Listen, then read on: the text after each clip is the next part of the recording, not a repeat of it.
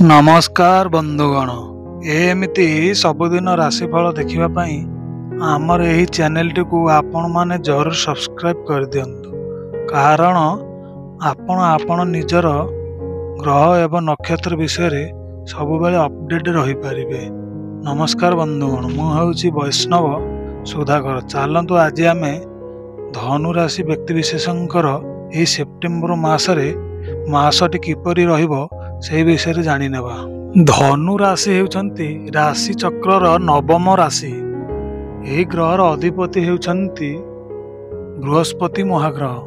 ବୃହସ୍ପତି ବର୍ତ୍ତମାନ ସପ୍ତମ ଘରେ ଗୋଚର କରୁଛନ୍ତି। ବୃହସ୍ପତି ମହାଗ୍ରହ ସପ୍ତମ ଘରେ ଗୋଚର କରିଥିବାରୁ ଆପଣଙ୍କର ଘର ପରିବାରରେ ହସ ଖୁସି ଲାଗି ରହିବ। କାରଣ ବୃହସ୍ପତି ମହାଗ୍ରହଙ୍କର ନକ୍ଷତ୍ର ସହିତ ମିଶି ଆପଣଙ୍କ ରାଶି ଉପରେ ଶୁଭ ଦୃଷ୍ଟି ପକାଇବେ। ତେଣୁକରି ଆପଣଙ୍କ ଘର ପରିବାରରେ ଖୁସିର ଲହରୀ ଖେଳିଯିବ। ଘର ଭିତରେ ଆପଣଙ୍କ ପରିବାରରେ ସମ୍ପର୍କରେ ମଜବୁତ ଆସିବ। ପୂର୍ବରୁ ଯଦି ଆପଣଙ୍କର କିଛି ପାରିବାରିକ କଳହ ରହିଛି ତାହେଲେ ତାହା ମଧ୍ୟ ଆପଣଙ୍କର ସମାଧାନ ହୋଇଯିବ। ଆପଣଙ୍କର ପୂର୍ବରୁ ଯଦି କିଛି ଶତ୍ରୁମାନେ ଅଛନ୍ତି ତାହେଲେ ସେମାନେ ଏହି ମାସରେ ଚୁପ୍ ରହିବାକୁ ବାଧ୍ୟ ହେବେ। ଯଦି ଆପଣ ପୁରୁଣା ଶତ୍ରୁମାନଙ୍କୁ କିଛି ଚିହ୍ନି ପାରୁନାହାନ୍ତି ତାହେଲେ ଆପଣ ସେମାନଙ୍କୁ ଏହି ମାସରେ ନିଶ୍ଚିନ୍ତ ଭାବରେ ଠାବ କରିପାରିବେ। କାରଣ ବୃହସ୍ପତିଙ୍କର ଶୁଭ ଦୃଷ୍ଟି ଥିବାରୁ ଶତ୍ରୁମାନେ ଏହି ମାସରେ ସମ୍ପୂର୍ଣ୍ଣ ପରାସ୍ତ ହୋଇ ରହିବେ। ବୃହସ୍ପତି ମହାଗ୍ରହ ସପ୍ତମରେ ଗୋଚର କରୁଛନ୍ତି। ରାହୁ ମହାଗ୍ରହ ତୃତୀୟ ସ୍ଥାନରେ ରହି ସିଏ ଧନୁ ରାଶିକୁ ଦୃଷ୍ଟି ପକାଇବେ। ତେଣୁକରି ଆପଣଙ୍କର ଏହି ମାସରେ ପୁରା ଶୁଭଦାୟକ ରହିବ। ଫଳରେ ଆପଣଙ୍କର ଏହି ମାସରେ ଅଚାନକ ଧନ ବୃଦ୍ଧି ହେବ। ଧନର କୌଣସି ଅସୁବିଧା ଏହି ମାସରେ ଆପଣଙ୍କର ରହିବ ନାହିଁ। ଆପଣଙ୍କ ପାଖକୁ କେଉଁ ଆଡ଼ୁ ନା କେଉଁ ଆଡ଼ୁ ନିଶ୍ଚିନ୍ତ ଭାବରେ ଧନର ଆଗମନ ହେବ। ଏହି ମାସରେ ଯାନବାହନ ଯେଉଁମାନେ ବ୍ୟବସାୟ କରୁଛନ୍ତି କି ଖାଦ୍ୟ ପଦାର୍ଥ କିଛି ବ୍ୟବସାୟ କରୁଛନ୍ତି ତାହେଲେ ସେମାନେ ଏହି ମାସରେ ପ୍ରଚୁର ପରିମାଣରେ ଲାଭବାନ ହେବେ। ଗ୍ରାହକଙ୍କର ଏହି ମାସରେ ସେମାନଙ୍କର ପ୍ରଚୁର ପରିମାଣରେ ବୃଦ୍ଧି ଘଟିବ ଏବଂ ଖାଦ୍ୟ ଏବଂ ଯାନବାହନ ବ୍ୟବସାୟୀ ଏହି ମାସରେ ପ୍ରଚୁର ପରିମାଣରେ ଲାଭ ଅର୍ଜନ କରିବେ।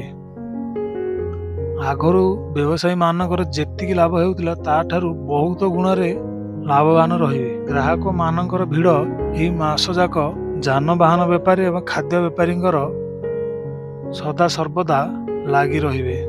ଅନ୍ୟାନ୍ୟ ବ୍ୟବସାୟୀଙ୍କ କ୍ଷେତ୍ରରେ ମଧ୍ୟ ଏହା ଶୁଭଦାୟକ ଅଛି। ଏହି ମାସରେ ବ୍ୟବସାୟୀ ମାନଙ୍କ ପାଇଁ ବହୁତ ଶୁଭ ଫଳ ଦେବ। ଚାଲନ୍ତୁ ଏବେ ଆମେ ବିବାହ ଉପରେ ନଜର ପକାଇବା। ଏହି ମାସରେ ଗ୍ରହମାନଙ୍କର ଯାହା ସ୍ଥିତି ରହିଛି, ବିବାହ କାର୍ଯ୍ୟରେ ଧନୁ ରାଶି ବ୍ୟକ୍ତିମାନେ ନିଶ୍ଚୟ ସଫଳ ହେବେ।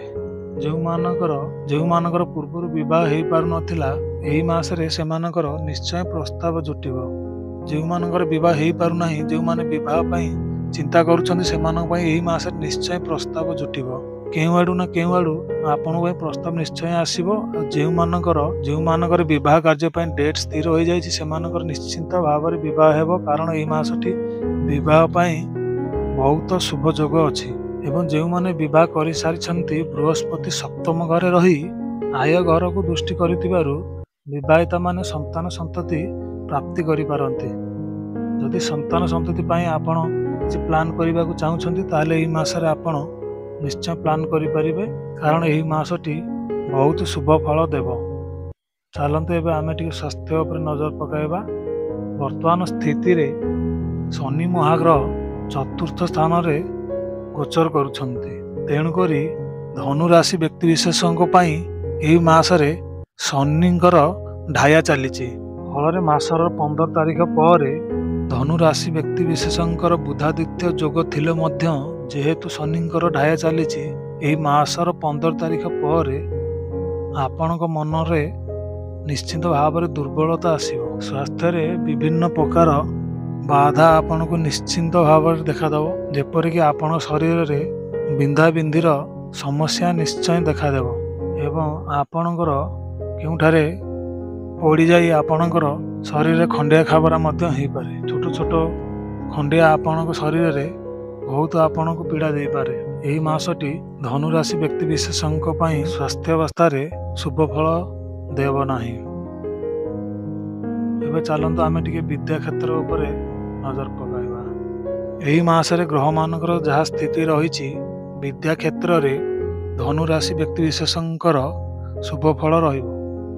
ଯଦି ଆପଣ କେଉଁଠାରେ କିଛି ପରୀକ୍ଷା ପତ୍ର ଦେଇଛନ୍ତି ତାହେଲେ ସେଥିରେ ଆପଣ ଉତ୍ତୀର୍ଣ୍ଣ ହେବାର ସମ୍ଭାବନା ବହୁତ ରହୁଛି।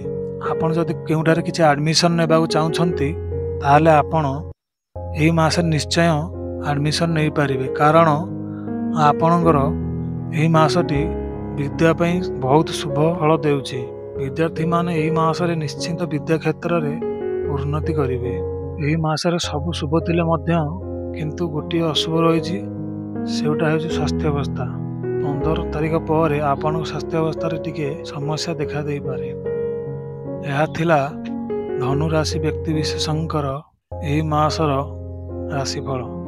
ଯଦି ଆପଣ ଅକ୍ଟୋବର ମାସର ରାଶିଫଳ ଅକ୍ଟୋବର ମାସ ଆସିବା ପୂର୍ବରୁ ଜାଣିବାକୁ ଚାହୁଁଛନ୍ତି ତାହେଲେ ଆମର ଏହି ଚ୍ୟାନେଲଟିକୁ ଆପଣ ନିଶ୍ଚୟ ସବସ୍କ୍ରାଇବ୍ କରିକି ରଖନ୍ତୁ। ନମସ୍କାର ବନ୍ଧୁଗଣ।